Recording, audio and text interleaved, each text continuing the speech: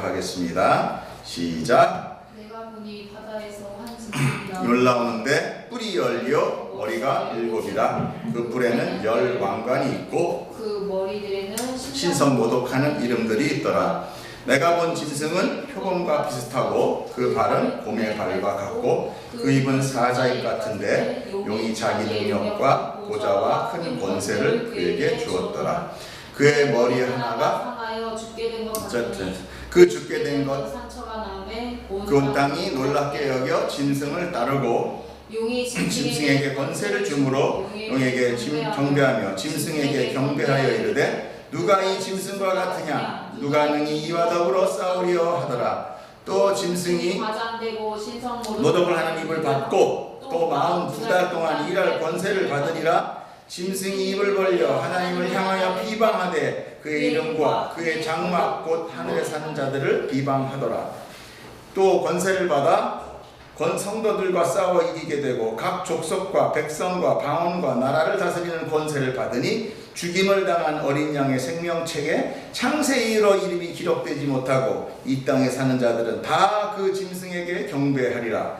누구든지 귀가 있거든 들을지어다. 사로잡힌 자는 사로잡혀 갈 것이요 칼에 죽을 자는 마땅히 칼에 죽을 것이니 성도들의 인내와 믿음이 여기에 있느니라. 아멘.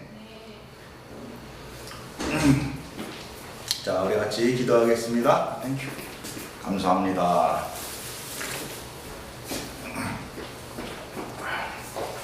어떻게 안 하셨대?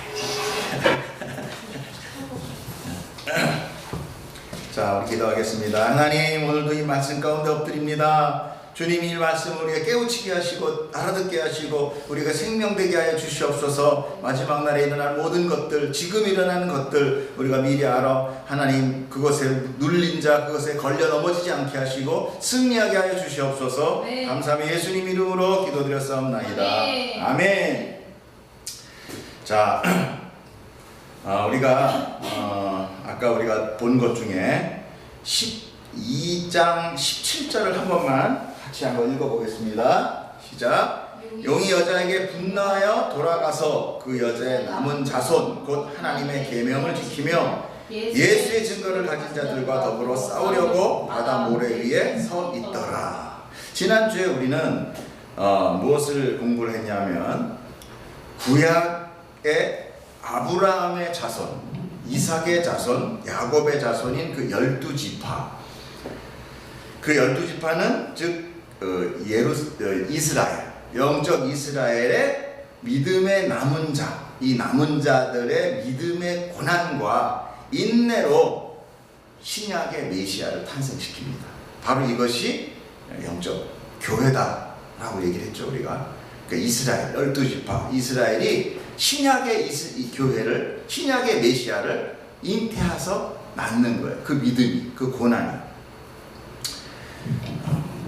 그래서 우리는 그 여인이 산고로 고통을 하면서 아이를 낳고 있는 모습을 우리가 12장에서 볼 수 있었어요.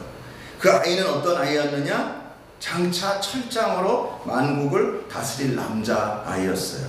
그것은 신약에서 구약의 선지자들이 예언하면서 이야기했던 바로 메시아 예수 그리스도였어요. 그 그리스도는 그 바로 아이의 그 철장으로 다스린다는 것에 메시아라는 것이 포함되어 있습니다.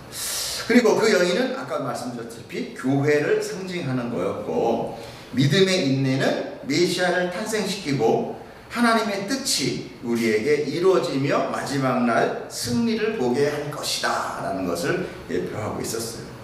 이 철장에 대한 것은 시편 2편 9절에 예견되었고 또 계시록의 7교회에서 쓰는 그 두아디라 교회에게 보내는 2장인가의 방언요, 거기 상징적이 나타났습니다. 철장으로 다스릴 자. 그래서 자, 그런데 이 용이 어떤 색깔이냐? 붉은 용이다.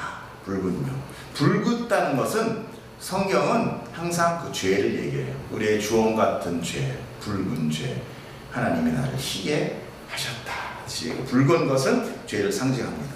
자, 이렇게 그 붉은 용, 이 죄의 많은 죄의 원흉인 이 용이 여인이 낳을 아이를 삼키려고 준비하고 있었던 거예요. 그러니까 아이가 탄생하자마자 그가 잡아먹으려 했지만 하나님은 그 아이를 올라오라 해가지고 하늘로 데리고 올라갑니다. 바로 예수 그리스도의 승천을 이야기하는 거죠. 자, 교회인 여인은 하나님이 예비한 곳을 준비하셔서 하나님의 보호와 양육을 받게 됩니다. 그때 이제 하늘에서는 큰 전쟁이 일어나게 되는데, 그것은 사단과 천사장 미가엘, 우리 미가엘은 예수님을 예비한다고 그랬죠. 그래서 그 미가엘과 함께 예수님과 사단은 싸움이 일어나는데 결국 사단은 당연히 지게 되죠. 그래서 하늘에서 쫓겨나게 됩니다. 자, 그것을 이제 12장 9절에 보면은 큰 용이 내쫓기니 옛뱀, 또는 마귀, 사탄이라고 하며 이렇게 사단의 정체를 드디어 밝히고 있는 거죠. 온 천하를 꾀하는 자라 그가 땅으로 내쫓기니 그의 사자들도, 그를 추종하는 그 세력들도 함께 쫓겼다. 저도 얘기 나왔어요. 그래서 이 땅 가운데 지금 사단의 그 영들이 지금 활개를 치고 있는 거예요. 이 성도를 미혹하는 것, 바로 마귀, 사탄, 옛뱀, 이는 이 땅을 향하여 지금 마지막 발악을 하는 것입니다. 자, 그런데 우리가 이 사단을 이길 때 성경이 무슨 얘기를 하냐면, 계시록에 보면은 12장 11절에 보면은 뭐라고 나오냐면은 이 사단의 패망을 원인일 미가엘 군주의 승리와 성도의 참여를 얘기를 하고 있어요. 읽어보면,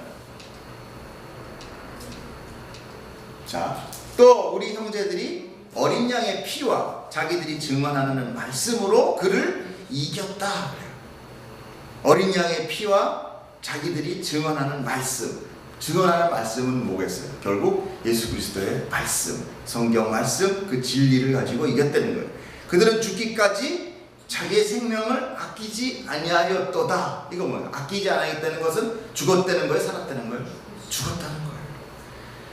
순교하기까지 싸웠다는 게, 그러니까 우리는 자꾸만 우리의 생명이 살아나면 이렇게 구원받고, 우리의 생명이 살아있으면 자꾸만 그것이 무슨 승리가 되고 죽으면 실패한 거로 생각하는데 그렇지 않다라는 거예요. 이 하나님의 진리는요, 우리가 생각하는 거, 우리는 이 땅에서 생각하는 것 중에 성공하는 게 뭐죠? 일단 살아있어야 되는 거, 건강 뭐 이런 거잖아요. 그죠? 그 다음에 뭐예요? 돈 많은 거, 높은 지위에 올라가는 거, 이런 거가 이 땅에서 우리는 날 때부터 그걸로 배워왔어요, 이때까지.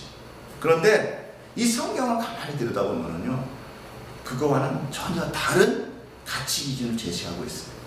오히려 성경은 우리를 보고 너희는 순교할 거다라고 얘기해요. 너희는 죽을 거다라고 얘기해요.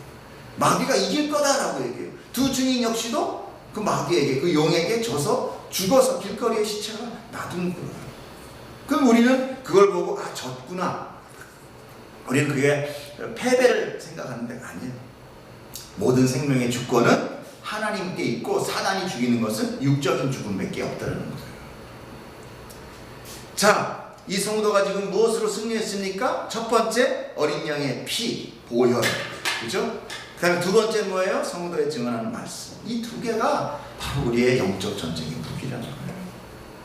우리는 보혈을 입고 나가는 거지, 우리의 힘으로, 우리의 노력으로, 우리의 어떤 열심히 이런 건 아니에요.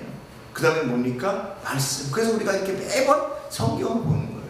성경에 대한 증언이에요. 우리가 말씀을 알아야 증거를 하죠. 사단아, 물러갈지어다. 나는 너의 속임수에, 거짓 증거에 나는 꼼짝하지 않는다. 난 예수님이 어떤지 안다. 성도의 증언하는 말씀으로 이기는 거예요. 그리고 그 성도는 목숨을 아끼지 않는 거예요. 그 세 가지가 사단이 우리에게 꼼짝 못하게 돼요. 하늘의 전쟁에서 패하게 되는 거예요. 이것이 바로 성도의 전체성이요, 믿음의 행위요, 신앙인 거예요. 성도는 예수 그리스도의 보혈의 희생, 예수님의 보혈은 예수님의 희생이잖아요. 그죠? 예수님이 죽으셨다는 거잖아. 그거를 덧입고 그 은혜의 체험과 그 증언과 바로 그 간증이 성도를 승리자로 만드는 거예요. 간증이라는 건 뭡니까? 내가 예수 그리스도를 만난 그 은혜를 경험한 자잖아요. 그래서 우리는 경험이 필요합니다. 그것이 다는 아니지만 그 말씀에 예수 그리스도의 본체, 그 예수님을 우리가 체험으로 만난 간증이 중요한 거예요. 그래서 우리는 구해야 돼요. 성령 하나님, 우리가 예수님을 경험하게 하여 주시옵소서. 그래서 기도하는 겁니다. 그래서 구하는 거예요. 그럴 때 예수님 우리에게 하나님은 우리에게 허락하십니다. 그럼 자꾸 다른 걸 구해요. 그렇기 때문에 우리가 핀트가 자꾸 안 맞는 거예요. 우리가 교회에 와서 구하는 것은 바로 예수의 보혈의 덧입법, 우리의 신앙의 고백인 그 말씀으로 증언하는 겁니다. 예수님은 우리의 죄를 위해서 죽으셨고 우리는 그 은혜를 받은 자로서 이 세상에서 증언해야 돼요. 바로 그 증거로 살아가는 거예요. 그 예수 그리스도의 은혜를 받은 자의 증언으로 사단은 멸하게 되는 것입니다. 다른 것으로 멸하는 거 아니에요. 그리고 그들은 자기의 목숨을 버립니다. 사단은 성도의 목숨을 앗아가요. 그러나 진짜 생명인 예수님의 생명은 빼앗지 못하는 거예요. 도리어 패하는 거예요. 예수님을 사단이 죽이고 나서 자기는 승리인 줄 알았어요. 그렇죠? 예수님을 십자가에 걸고 그 마귀는 승리했을 줄 알았어요. 그때 알고 보니까 자기가 죽은 거예요. 이렇게 하늘 전쟁에서 패망해서 땅에 떨어진 사단은 이제 누구를 공격하느냐? 여인의 남은 백성들, 자손들을 공격합니다. 이거는 뭐 여인의 남은 백성은 뭐 이방인이다, 이방 교회다라는 얘기들도 많이 하는데 저는 전부 교회라고 생각을 해요. 그냥 입으로 물을 강같이 토했어요. 이것은 성령을 위장한 거짓 진리라고 했습니다. 사단이 교회를 이단과 거짓 진리로 공격을 가하는 형국이에요. 또 이 물에 빠지게 하는 것은 애굽의 바로가 나일강에 이스라엘을 멸하기 위해서 아이들을 다 물에 빠뜨렸잖아요. 그렇게 물에 빠뜨리는 것을 또 그런 사건을 연상하고 있었어요. 또 땅이 입을 벌려서 모든 것을 삼켜버린 것은 어떤 사건이 있었습니까? 광야 가운데 모세를 대적했던 고라족 사건이 있었죠. 모세를 너만 지도자냐? 이러고 막 들었죠. 그때 하나님이 어떻게 했습니까? 땅을 벌려서 그 모든 고라족속을 다 땅속 수월로 지옥으로 다 삼켜버렸어요. 바로 이런 것, 사단의 공격을 땅을 벌려서 삼켜버렸다. 이렇게 바로 성경은 그 과거에 있었던 것들은 그냥 하나의 사건이 아니라 어떤 상징을 나타내고 있다는 거예요. 그것은 바로 민수기에 있습니다. 우리가 좀 볼까요? 그가 이 모든 말을 마치자마자 그들이 섰던 땅바닥이 갈라지니라. 땅이 그 입을 열어 그들과 그의 집과 고라에게 속한 모든 사람과 그들의 재물을 삼키고 완전히 멸망인 거예요. 이제 사단은 분노가 극에 달하여서 성도들을 죽이려고 온 힘을 다하기 시작합니다. 자, 오늘의 말씀 1절 보겠습니다. 내가 보니 바다에서 한 짐승이 나오는데 뿔이 몇 개예요? 뿔이 10개. 그리고 머리가 7개. 근데 뿔에는 10왕관이 있고 그 머리들에는 신성모독하는 이름들이 있더라. 자, 제가 이거를 하나하나 풀어드리겠습니다. 헷갈릴 거 없어요? 자, 보통 성경에서는 숫자들을 많이 상징하죠. 그죠? 근데 열은 뭐죠? 완전수라고 하죠. 10계명. 그잖아요. 열은 완전수예요. 그러면서도 하나님의 숫자라고 또 합니다. 그리고 7은 뭐죠? 7은 하나님의 숫자예요. 그죠? 그런데 뿔이 10개면 머리가 10개가 되잖아요. 그죠? 뿔이 10개면 머리가 10개 하는 게 이게 정상이지. 뿔이 10개인데 머리는 7이야. 응? 이 균형이 안 맞는 거예요. 이렇게. 그러니까 이 숫자는 자기가 최대한 10이라든지 7이라든지 이렇게 하나님을 흉내내, 하나님의 완벽함을 흉내내고 있는데 이게 엉성한 거야. 이게 완벽하지가 않은 거예요. 자기 깐에는 완벽한 열과 하나님의 숫자 7을 갖다 대응해서 썼지만 괴물이잖아요. 그냥 괴물. 그죠? 머리가 10개인데다 뿔은 또 7개밖에 없고 또 뿔에 또 멸류관 또 왕관은 또 10개가 있고 이 말이 안 되는 얘기잖아요. 가짜라는 거예요. 가짜. 하나님을 흉내내고 있지만 가짜. 그가 바로 마귀예요. 미혹하는 자, 속이는 자, 거짓의 아비. 우리를 계속 속이는 거예요. 근데 그 머리에는 드디어 정체가 있죠. 신성 모독하는 이름이 있는 거예요. 그러니까 그는 근본적으로 하나님을 섬기는 자가 아니라 하나님을 대적하는 자라는 거죠. 사단은 하나님을 모독합니다. 교회를 공격할 때 하나님을 모독하고 하나님을 공격해요. 한번 해보세요. 세상은 교회를 공격하기 전에 하나님을 공격합니다. 하나님이 어디 있어? 하나님이 있다면 이렇게 되겠어? 이렇게 저 불쌍한 사람들이 죽어가는데 하나님이 있어? 저주하게 해요. 자, 2절 볼게요. 자, 내가 본 짐승은 표범과 비슷하고 그의 발은 곰의 발 같고 그 입은 사자의 입 같은데 용이 자기의 능력과 보좌와 큰 권세를 그에게 주었더라. 자, 이 말씀은 다니엘서에서 나와요. 이게 볼게요. 다니엘서 7장 1절 보면 바벨론 벨사상 왕, 바벨론의 왕이에요. 그 왕의 원년, 그 첫 번째 원년에 다니엘이 그의 침상에서 환상을 봅니다. 꿈을 꾸며 머릿속으로 환상을 받고 그 꿈을 기록하며 그 일의 대략을 이제 진술을 해요. 다니엘이 진술해 이르되 내가 밤에 환상을 보았는데 하늘에 네 사람이 큰 바다로 몰려 불더니 그 바람이 큰 바다로 몰려 부는 거예요. 큰 짐승 넷이 바다에서 나왔는데 그 모양이 각각 다르더라 하면서 첫 번째는 사자와 같고 그 다음에 독수리 날개가 있더니 내가 보는 중에 그 날개가 뽑혔고 그 다음에 뭐가 나와요? 또 보니 다른 짐승인데 둘째는 뭐 같아요? 곰과 같은데 그죠? 그 다음에 몸 한쪽을 들었고 그 입에 잇사이는 새 갈빗대가 물렸는데 그것에게 말하는 자들이 있어 이러기를 일어나서 많은 고기를 먹으라 하였더라. 그 후에 내가 또 본즉 다른 짐승 곧 표범이 이렇게 나오죠. 그죠? 그리고 같은 것이 있는데 그 등에는 새 날개 넷이 있고 그 짐승에서 또 머리 넷이 있으며 권세를 받았더라. 그 다음에 또 밑에 보면 또 보니 계속 나와요. 내가 환상방 가운데 그 다음에 넷째 짐승은 무겁고 놀랍고 매우 강하고 또 뭐 새가 이빨이 아주 엄청난 짐승이 나오는데 네 마리 짐승이 나오는데 오늘 뭐냐면 오늘은 이 네 마리를 하나로 줄였어요. 하나로 합쳤어요. 한 마리에 여러 가지 머리가 있는 거예요. 아까 봤죠? 2절에서 뭐라고 그랬습니까? 내가 본 짐승은 표범과 비슷하고 발은 곰 같고 그 입은 사자 같다. 그러니까 아까 그 짐승에 이게 다 나오잖아요. 그죠? 그거랑 비슷한 그 다니엘이 이미 그 환상 속의 짐승과 비슷한 모양인데 네 마리였는데 지금 요거는 한 마리로 합쳐놓은 것 같아요. 중요한 것은 상징적이라는 거예요. 그 상징이 무엇인가 그것이 가장 중요한데 다행히도 다니엘서의 그 상징이 뭐다라고 해석해주고 있어요. 자, 뭐랄까? 시작. 그 네 큰 짐승은 세상에 일어날 네 왕이다. 그러니까 우리가 너무 환상만 보고 겁먹을 게 없어요. 왕이라는 거예요. 자, 그럼 우리가 그 왕에 대해서 공부해보면 되잖아요. 왕은 과연 뭐예요?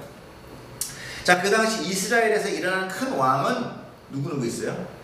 페르시아, 그죠? 바사라고 해요. 바사.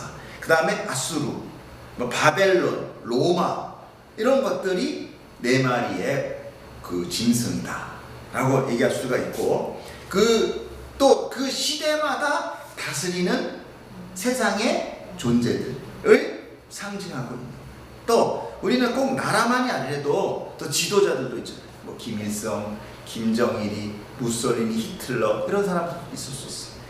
또 어떤 것이든 그 세력을 펼쳐서 환경이나 사람을 좌지우지할 수 있는 것 그런 것이라면 왕이라고 할 수 있죠. 그죠? 다스리는 거니까. 자, 그러니까 뭐 그 당시의 사상, 사람이 생각하는 사상 또는 이슈 이런 것들이 중요한 세력이 되는 거예요. 거기에 가장 중요한 게 뭐예요? 문화잖아요. 뭐 노래라든지 미술이라든지 뭐 이런 것들에서 막 가사가 막 좀 염세주기 위해서 막 내 목숨 맨날 이별을 하고 좌절하게 만드는 것들 이런 거에 사람들은 막 좌지우지 돼요. 또 문화 막 좀 이런 문란한 성의 문화라든지 그 다음에 뭐 영화도 보면 다 폭력성 뭐 이런 것들이 사람들을 관심을 끌게 만드는 이런 것들이 바로 왕이라고 할 수 있는 그런 세력을 지금 마귀의 세력, 용, 짐승 이렇게 지금 계시록은 설명하고 있어요. 맞잖아요, 그죠? 자, 3절 이렇게 보겠습니다.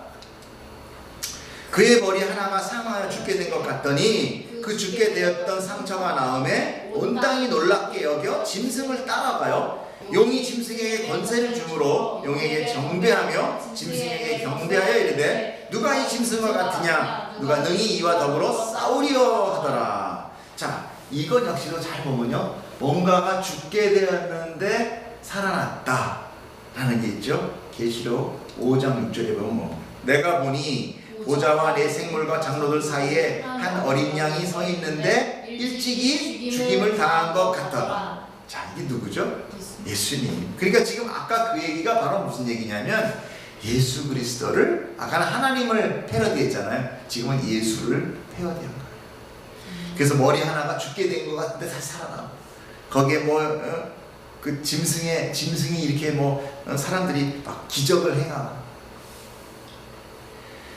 이제 보니 이 짐승은 바로 예수님을 패러디하고 있는 겁니다. 즉 적그리스도라는 거예요. 적그리스도. 거짓 선지자 사단의 수하에서 권세를 받아 온 세상과 땅을 미혹하는 것. 그러니까 아까 그 내왕이나 이런 모든 그 내왕에서 일어나는 것들, 그 머리 중에 하나는 죽게 되면 다시 살아나고, 이게 뭐냐? 하나님과 그리스도를 패러디해가지고 사람들을 어떻게 미혹하는 거예요, 계속. 그래서 이게 진짜야, 이게 진짜 이 능력 봐. 그러니까 사람들이 어떻게 해요? 누가 능히 이와 더불어 싸우려 하고 경배하더라는 거예요. 사람들이 경배. 사실 경배라는 게 뭐예요? 따라가는 게 경배잖아요. 얼마나 수많은 젊은이와 사람들이 이 문화를 따라가고 있어요. 이 힘의 세력을 따라가고 있어요. 자, 그 짐승이 하는 짓이 설명이 되어 있어요. 어디 나오냐? 5절에 나와 있어요. 자, 또 그 짐승이 과장됐다는 거 뭐예요? 이게 과장됐어요. 그 다음에 신성 모독하는 걸 말하는 입을 닫고 42달 동안 일할 권세를 받느니라. 42달이면 어때요? 3년 반. 네, 우리가 계속 나오잖아요. 성도가 고난받는 기간. 그러니까 바로 이 기간을 왜 적어놨겠다고 생각해요? 한정돼 있다. 어느 기간 동안밖에 사단은 우리를 공격하지 못한다. 영원히 가는 게 아니라는 거예요. 그러니까 성도야, 이겨라. 너네들 42달 그거 못 이기겠느냐? 이겨라 하는 거예요. 걱정하지 말아라. 그게 너희를 어떻게 하지 못한다. 자, 짐승이 입을 벌려서 하나님을 향하여 비방을 해요.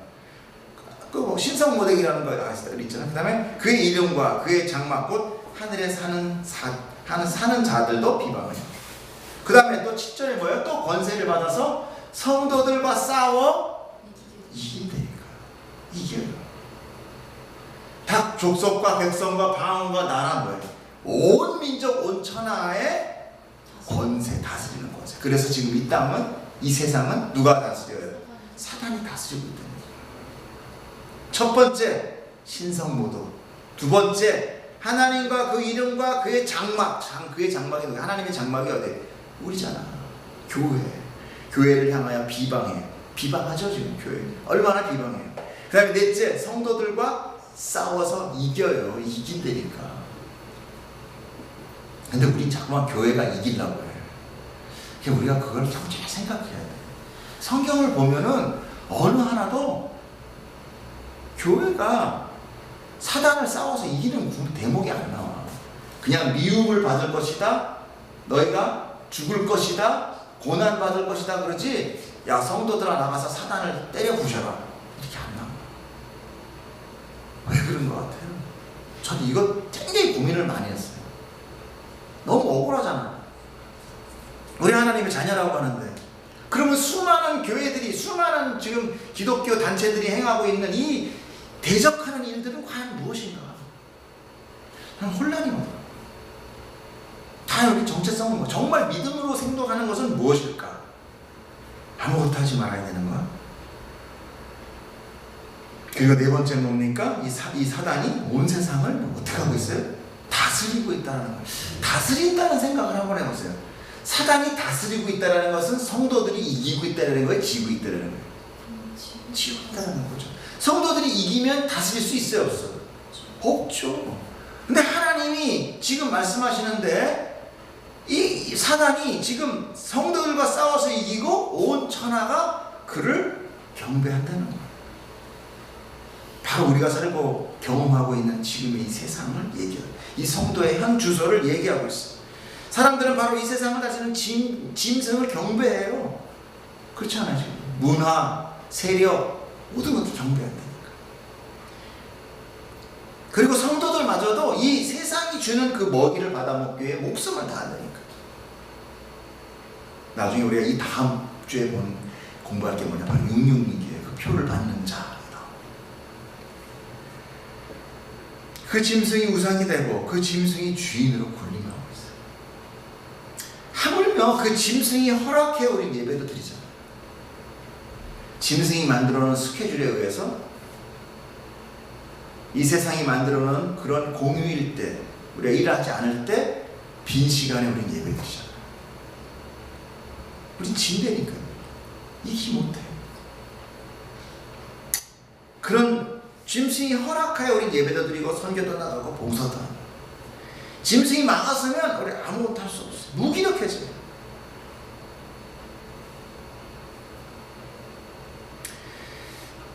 하나님은 이 세상을 저 짐승이 마음대로 유린하도록 내버려 두고 있더라고요. 여기서 성도들은 정말 정신 똑바로 차려야 돼요. 무엇이 진리인가? 우리가 과거부터 사실 생각해 봅시다. 옛날보다 지금 세상이 더 악해졌어요? 선해졌어요? 그럼 과거에는 우리 성도들과 이 교회가 세상을 향하여 안 싸웠나요? 싸웠단 말이에요. 근데 좋아지지 않아. 그리스도의 푸른 계절이 안 온다니까. 이 땅 가운데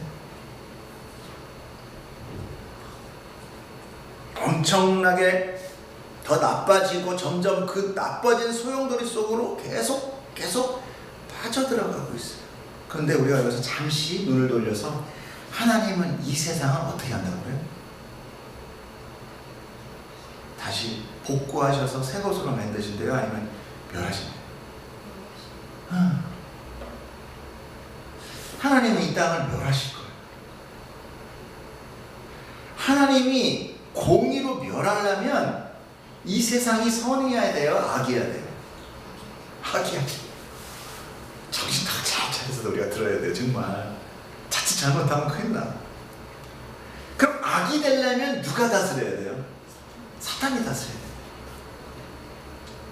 그리고 성도는 거기에서 뭘 해요? 아까 예수 그리스도의 보혈에 힘있고 말씀의 증거로 생명을 아끼죠. 그리고 생명을 아끼다가 순교해버린다는 거예요. 그걸로 사탄이 져요. 우리가 싸운다는 게 어떤 이미지냐는 거를 우리가 잘 생각을 해야 돼요. 우린 예수 그리스도의 힘을 얻어, 예수 그리스도의 의를 얻어서 살아가는 자들이지, 우리의 의와 우리의 선함과 우리의 도덕으로. 소위가 카카오스토리인가 카스토리에 이런 걸 얘기했어요. 뭐라고 했더라? 인간의 노력은 밭은? 인간의 노력은 대가를 바라고. 내가 저원한다는 깜빡했네. 한번 나중에 봐봐. 인간의 노력은 대가를 딱 보는데 깜짝 놀랐어요. 인간의 노력이라는 건 뭐예요? 자기가 막 열심히 하는 거잖아. 인간의 노력을 하면 뭘 바래요? 대가를 바란다니까. 그렇잖아요. 그러면 이 세상을 성도들이 막 싸워서 이겨서, 사탄하고 싸워서 이겨서 막 뭔가를 막 좋은 세상을 만들어 놓으면 과연 그들이 하나님 앞에 은혜에 감사할까요? 아니면 내 대가를 내놓으시오라고 얘기하겠어요? 대가를 내놓으시라고 얘기하겠다니까.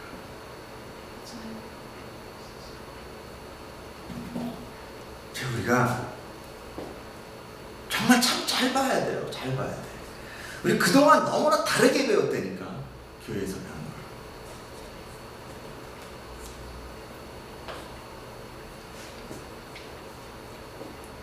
성탄절 같은 거 보세요. 점점 더 예수님은 지금 사라져가고 있어요. 앞으로 더 사라질 겁니다. 성탄절은 예수 그리스도가 탄생한 날이 아니라 그날은 퍼먹고 마시는 날이에요. 연인들끼리 선물을 주는 날이에요. 발렌타인 같은 그런 날이 되어버렸어요. 아기 예수는 그냥 그날에 그냥 무슨 아이콘 같아요. 날개 달린 아기가 뭐 이렇게 막 날아다니는. 성경은 그 와중에 가장 중요한 이야기를 전하게 돼요. 한번 보겠습니다. 8절 시작. 죽임을 당한 어린 양의 생명책에 창세 이후로 이름이 기록되지 못하고 이 땅에 사는 자들은 다 그 짐승에게 경배하리. 모든 사람이 다 경배를 하는데, 아까 경배했잖아요. 많은 사람들이 경배한다고 그랬잖아요. 그 힘과 그 놀라운 표적에 경배를 하는데, 누가 경배를 하느냐? 어린 양의 생명책에 기록되지 못한 자들. 그러면 생명책에 기록된 자들은 경배하지 않는다는 거예요. 그게 이 믿음을 지키는 거예요. 자, 그러면 믿음을 지키는 건 이제 어떻게 해야 돼? 아니, 그럼 내가 노력으로도 못 지키고 나 어떻게 해야 돼? 그게 이제 뒤에 나옵니다. 자, 그 짐승을 경배하는 자들 안에 창세전에 생명책에 기록된 자는 한 명도 없다라고 성경은 얘기해요. 즉 뭐예요? 모두 다 버림받은 자들이다. 하나님의 백성은 없다라는 거예요. 그래서 내가 성도라면 우리는 반대로 기필코 경배하지 않고 하나님한테 붙어서 승리할 거다라는 얘기죠. 결국은. 그죠? 우리는 승리한다는 얘기예요. 바로 이야기는. 그 결말을 우리가 알기 때문에. 무슨 결말이 뭐였어요?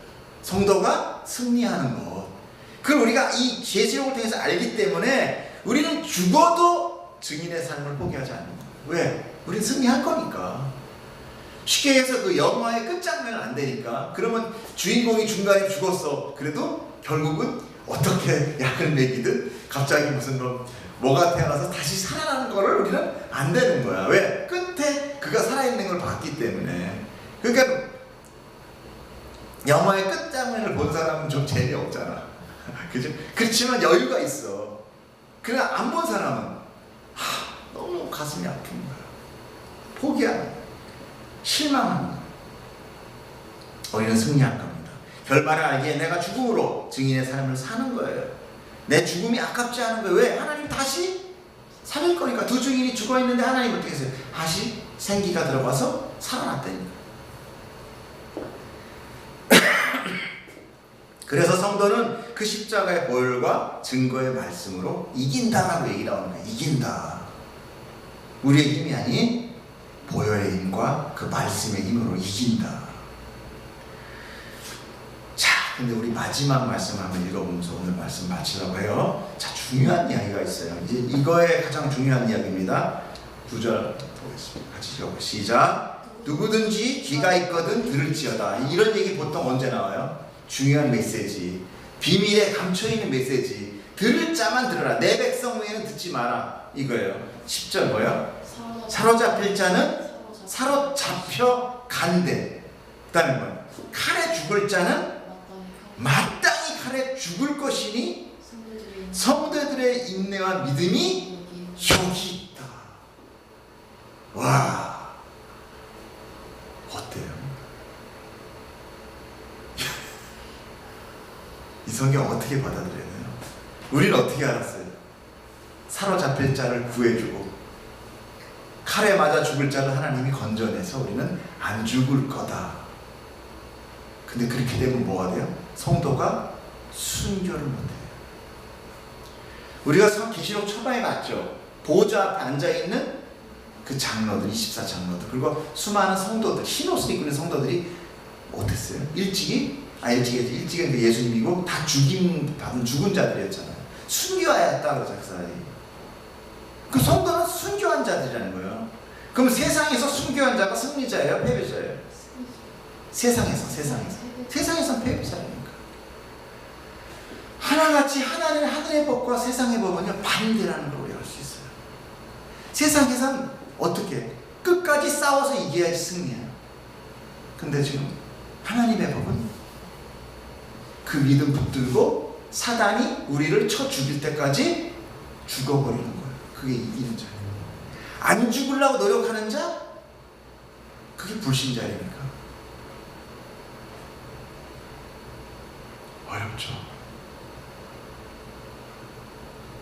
오늘 그리고 성경을 볼 때마다, 기도할 때마다 이거에 대해서 우리가 기도해야 돼요. 가장 중요한 거라고 생각해요. 성도가 지켜야 될 민내와 믿음이 여기 있대잖아요. 다른 거 없대잖아요. 근데 성도들의 인내와 믿음이 있는데 뭐예요? 사로잡힐 거는 사로잡혀가고 칼에 죽을 자는 마땅히 칼에 죽는다는 거예요. 하나님 뭐예요? 하나님 안 도와준다는 거예요.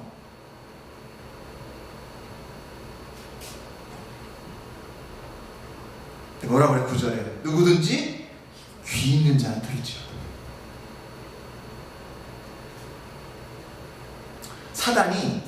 사단이 하나님이 부리는 영이라고 했어요? 아니면 사단이 하나님을 그러니까 하나님도 사단을 어떻게 하지 못하는 존재예요. 부리는 영이잖아요. 그래서 욥에 보면은 사단이 어떻게 와서 제가 가서 해칠까요 말까요? 그런데 하나님이 너 목숨을 하지 말고 네 마음대로 이렇게 시키잖아요. 그죠? 그 욥이 아들들이 다 죽어요. 처는 도망가고. 그러고 나서 나중에 하나님이 나타납니다. 욥아, 사나이 대장군과 정의를 굳게 하고 내 말을 들어라. 그 폭풍 가운데 하나님이 나타나요. 내가 이 세상을 만들 때 끝을 정할 때 너가 봤냐? 그런 얘기 쭉 나오죠. 내가 뭘 말할 때 봤냐? 뭘 말할 때 봤냐? 욥은 자기가 하나님을 정말 경외하고 하나님을 안다라고 생각을 했어요. 그 나름대로 자만감이 있었어요. 믿음의 자만감. 그런데 알고 보니까 뭐예요? 자기는 그냥 벌어지만도 못한 거예요. 아무것도 모르는 거예요. 그게 뭐냐? 하나님이 그냥 나를 붙들고 있었더라는 존재라는 거예요. 근데 그거를 뭐 때문에 알게 돼요?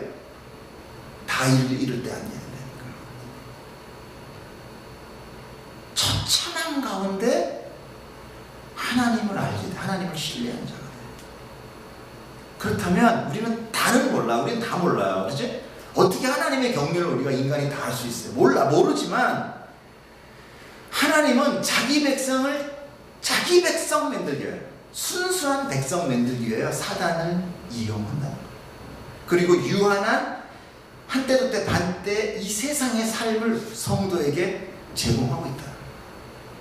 그리고 그 사단이 우리를 마음껏 유린하고 죽일 때까지 놔둔다는 거예요. 그럼 거기서 그 성도는 죽어요. 근데 그 성도의 죽음을 보고 뭐라 그러느냐? 예수 그리스도의 보혈을 입고 말씀으로 지켜냈다라고 얘기를 해요. 그것이 바로 성도의 인내와 믿음이다라고 얘기해요.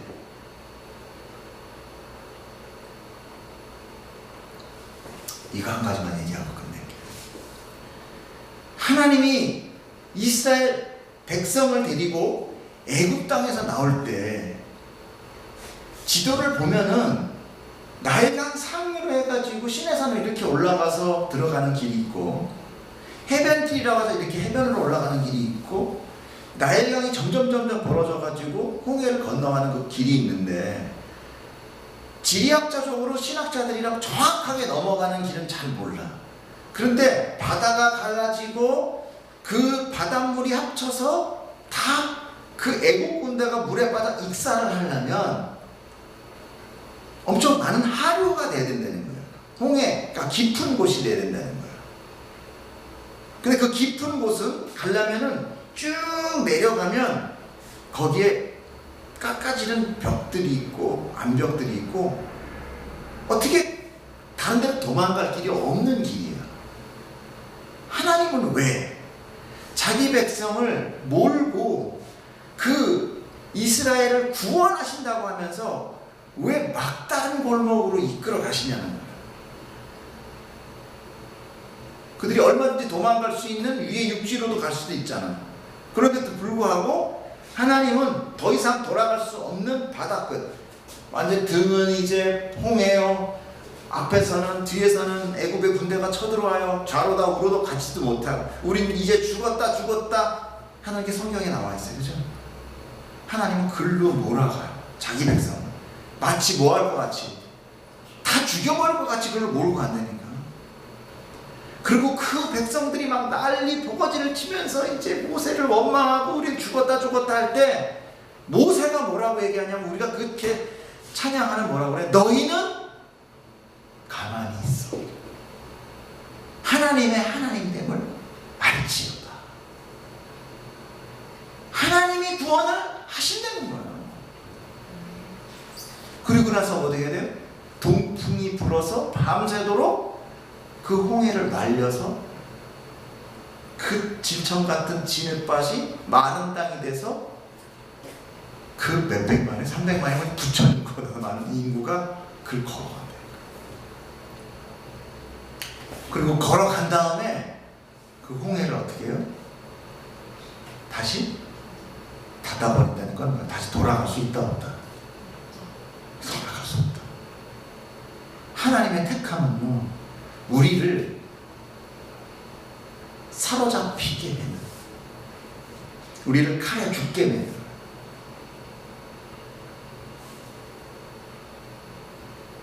세상에서는 그게 지는 것 같고 세상은 그게 좌절이지만 그 보통 위에서 우리는 누구를 경험해? 하나님을 경험한다니까. 잘 생각하고 오늘 이 복음의 말에 여러분들이 걸려 넘어지지 않기를 축복합니다. 마태복음에 보면은 뭐라고 나와있냐면 예수 그리스도를 머릿돌, 주춧돌 이렇게 얘기를 해요. 그죠? 그리고 반석 이렇게 얘기해요.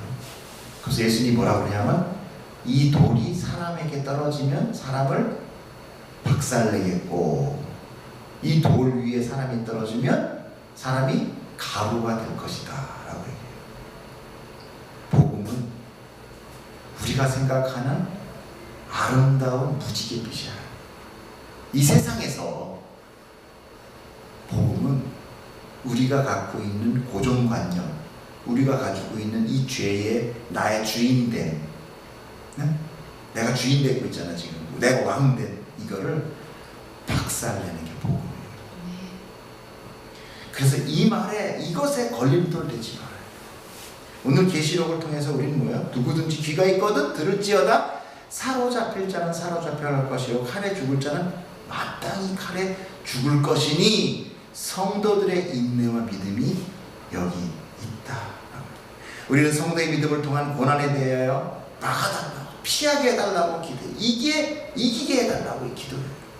극적인 역전의 승리를 그리며 그 하나님에게 우리는 의지하고 기도해요. 주님을 믿사오니 나의 적을 물리치사 나의 뿔을 높이소서. 내가 주님을 찬양합니다. 시편의 다윗의 승리와 같은 그런 기도를 한단 말이에요. 그렇잖아요. 그러나 승리는 내가 살아서 내가 이겨서 적을 무찔러서가 아니라 내가 그 적에게 지고 죽고 사로잡혀 가서 예수 그리스도가 승리하게 된다. 주님은 우리 성도가 이 땅에서 그렇게 죽어 순교하는 그 면류관의 소유자인 순교자를 만들고 싶어 하는 거예요. 저 천국에서 가장 큰 자가 누구느냐? 예수 그리스도의 이름으로 내가 죽는 자가 가장 큰 자예요. 그러니까 하나님은 제가 생각해요. 제가 푸는 거예요. 하나님은 우리를 왜 순교시키냐? 왜 이렇게 했느냐? 가장 큰 자 만들기 위해서 이 세상에서 가장 비참한 자를 죽이는 거예요. 하늘에서는 가장 큰 자가 돼요. 왜? 우리는 그렇게 사단에 당할 때 사단에게 내가 싸워서 이긴다는 것도 내 힘을 의지한다는 것이고, 또 아니면 내가 거기서 절충한다는 건 뭐야? 사단한테 내가 양다리 걸친다는 얘기고, 결국은 내가 사단의 말에 안 듣고 죽는다는 것은 믿음을 지킨다는 얘기예요. 그걸 상징하는 거예요. 지금 이해가세요? 어렵죠? 우리가 계시록 끝날 때까지 이걸 잘 고민하고 묵상하면서 정말 하나님의 메시지가 무엇입니까를 우리가 한번 고민해보자고요. 네. 우리는 다 몰라요. 그러나 우리에게 준 것은 딱 하나 있어요. 뭐예요? 성경. 그러니까 우리에게 성경을 붙들고 주님 내가 이것을 이해하게 해주세요. 그리고 마음을 비워요.